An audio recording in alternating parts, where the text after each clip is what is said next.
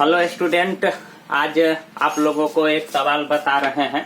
Crash course का यह दूसरा क्लास है और अच्छा लगे तो चैनल को सब्सक्राइब कीजिएगा, लाइक कीजिएगा। स्टूडेंट, ऐसा ऐसा सवाल और ऐसा ऐसा क्रैश कोर्स हम आपके लिए लेकर के आते रहेंगे स्टूडेंट। तो यहाँ हम देख रहे हैं कि मेरे पास एक सवाल है कि 2 अंकों की एक संख्या एवं उसके अंकों को उलटने पर बनी संख्या का योग 99 है।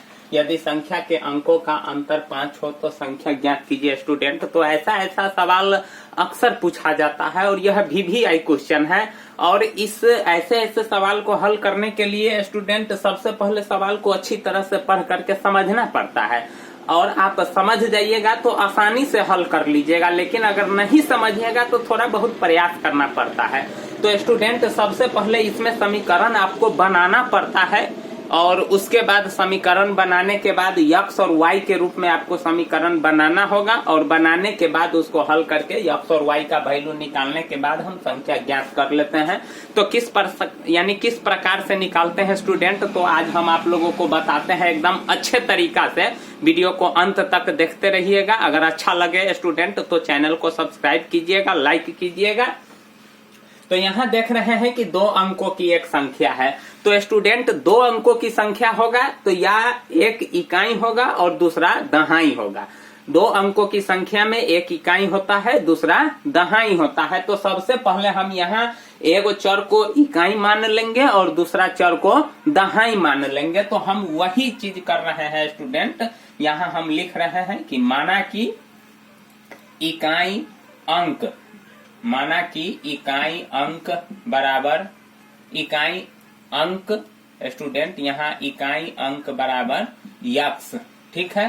तो दहाई अंक बराबर y हो जाएगा। स्टूडेंट, यहाँ देखिए इकाई को हम x मान लिए हैं और दहाई को y मान लिए हैं। तो अब मेरा इकाई x हो गया, दहाई y हो गया। तो इस इकाई और दहाई से कुछ संख्या बनेगा ना। तो संख्या क्या बनेगा, तो इस इकाई और दहाई से हम संख्या बना लेते हैं स्टूडेंट। तो क्या करते हैं यहाँ कि दहाई का मतलब 10 होता है। तो दहाई, जैसे मान लीजिए कि हम 11 बोल रहे हैं तो 10 1 11 हुआ। अगर हम 22 बोल रहे हैं तो 20 2 22 हुआ स्टूडेंट। अगर हम 35 बोल रहे हैं तो 30 5 35 हुआ। दहाई का मतलब यह होता है। तो दहाई में 10 से गुना होता है स्टूडेंट। तो यहाँ भी तो हम दहाई में 10 से गुना कर देंगे। तो वही काम कर रहे हैं। तो मेरा 10 से गुना करेंगे तो 10y और इकाई उसमें प्लस हो जाएगा। तो यहाँ तो देख रहे हैं स्टूडेंट कि यह दोनों संख्या तो जुटने वाला है नहीं, इसीलिए इसको हम नहीं जोड़ेंगे, इतना ही पर रहने देंगे। उसके बाद इकाई और दहाई से तो मेरा संख्या प्राप्त हो गया, लेकिन सवाल तो यहाँ कह रहा है कि पलटने पर भी बनता है जो संख्या। तो हम अंकों को पलट रहे हैं। मतलब पलटने का मतलब यह होता है कि यहाँ हम इकाई x माने हैं, तो अब हम पलटेंगे तो इकाई मेरा वहां दहाई का जगह लेगा। तो दहाई अब मेरा कितना हो जाएगा, x हो जाएगा और इकाई मेरा कितना हो जाएगा, y हो जाएगा। तो अंकों को पलटने पर स्टूडेंट यहाँ लिखते हैं, अंकों को पलटने पर बनी नई संख्या, अंकों को पलटने पर बनी नई संख्या। तो अब स्टूडेंट हम यहाँ अंकों को पलट रहे हैं।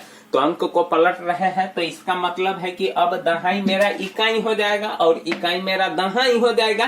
तो अब तो जब ये इकाई मेरा दहाई होगा तो अब तो हमको x में 10 से गुना करना होगा। तो मेरा क्या हो जाएगा, 10x और दहाई मेरा इकाई हो जाएगा। तो इकाई को जोड़ना न पड़ेगा। तो मेरा इकाई अंक x है, दहाई y है। तो संख्या मेरा बन गया 10y प्लस x। और जब अंकों को पलटे स्टूडेंट तो मेरा संख्या बन गया 10x प्लस y। अब सवाल को थोड़ा देखिए स्टूडेंट, यहाँ कह रहा है कि 2 अंकों की संख्या है। तो मेरा 2 अंकों की संख्या एगो यहाँ है, एगो यहाँ है, एवं उसके अंकों को पलटने पर बनी संख्या। तो अंक को पलट दिए तो संख्या मेरा प्राप्त हो गया। यह दोनों नहीं जुटने वाला है, इसीलिए हम इसको नहीं जोड़े हैं। अब यहाँ देख रहे हैं कि बनी संख्या का योग, मतलब मेरे पास जो संख्या है 100 और अंकों को पलटे हैं जो संख्या है 100, दोनों का योगफल कितना है, 99 है। तो हम भी दोनों संख्या को जोड़ देंगे तो बराबर में 99 तो हो जाएगा। तो वही काम कर रहे हैं स्टूडेंट कि मेरा है 10y प्लस x और दूसरा है 10x प्लस y, और दोनों को अगर हम जोड़ देते हैं तो योगफल प्राप्त होता है 99 स्टूडेंट। अब हम इसको आगे बढ़ाते हैं समीकरण को और आगे ले चलते हैं, तो क्या हो जाएगा स्टूडेंट, तो 10y plus x plus 10x plus y बराबर हो जाएगा 99। अब स्टूडेंट यहाँ हम क्या करते हैं, जोड़ते हैं, तो सबसे पहले x वाला को पहले जोड़ लेते हैं और y वाला को बाद में जोड़ लेंगे। वैसे अगर y वाला को भी पहले जोड़ लेते हैं तो कोई दिक्कत कोई परेशानी नहीं होगी। तो अक्सर x y के रूप में मेरा समीकरण रहता है तो ठीक रहता है। तो 10 और 1 कितना हो जाएगा, 11x प्लस 11y बराबर हो जाएगा 99। अब देखते हैं स्टूडेंट कि 11 इधर कॉमन लिया जाने वाला है, तो कॉमन हम ले लेते हैं। 11 अगर हम कॉमन ले लेते हैं तो x प्लस y बराबर 99 हो जाएगा। अब 11 तो इधर गुना का रूप है तो उधर जाएगा तो क्या हो जाएगा, भाग हो जाएगा। तो x प्लस y बराबर स्टूडेंट कितना हो जाएगा, 99/11, क्योंकि इधर गुना के रूप में है तो उधर जाएगा तो भाग हो जाएगा। तो 11 9 99, इसीलिए x प्लस y बराबर हो गया 9 स्टूडेंट। ये आपका पहला समीकरण हो गया। फिर एगो समीकरण तो अब हमको मिल चुका है।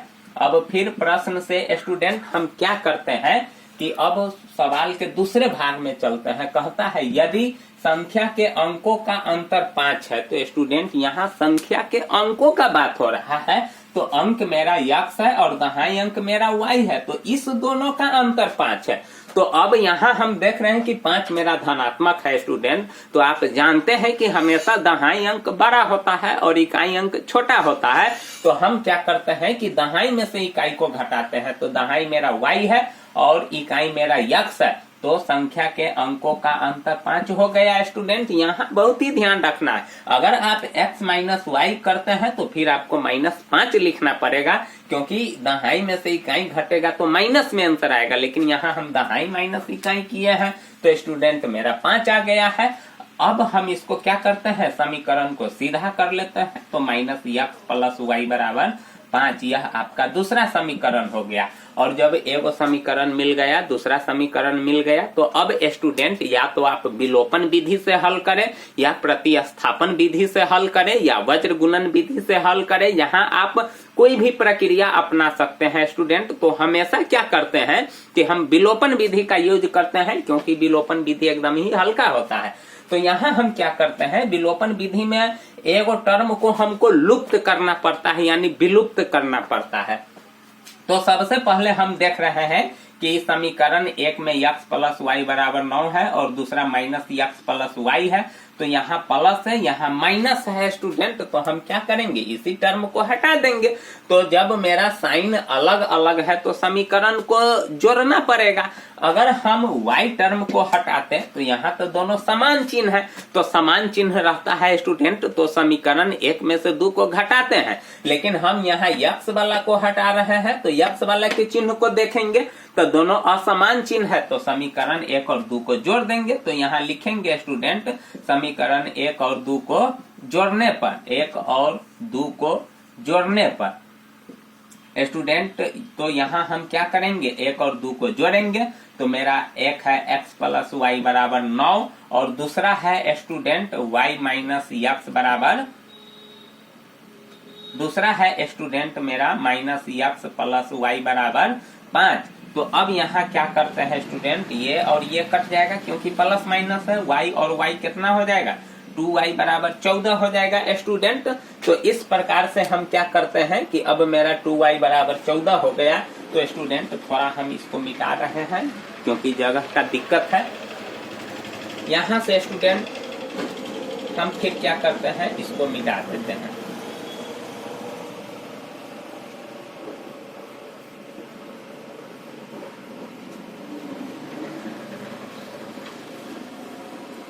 अब देखते हैं स्टूडेंट, समीकरण मेरा है 2y बराबर 14।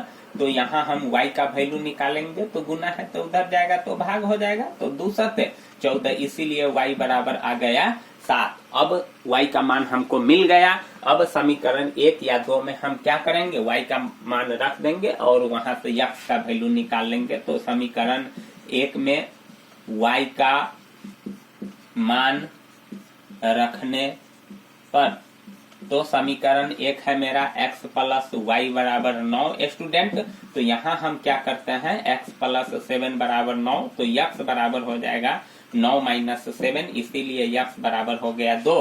अब स्टूडेंट x का भी वैल्यू निकल गया और y का भी वैल्यू निकल गया। तो अब हमको संख्या निकालना है। सवाल कह रहा है कि तो संख्या ज्ञात कीजिए। तो स्टूडेंट हम इकाई माने हुए थे x को, तो इकाई अंक बराबर हो गया मेरा, कितना हो गया यहाँ स्टूडेंट, यही लिख देते हैं। इकाई अंक बराबर हो गया मेरा,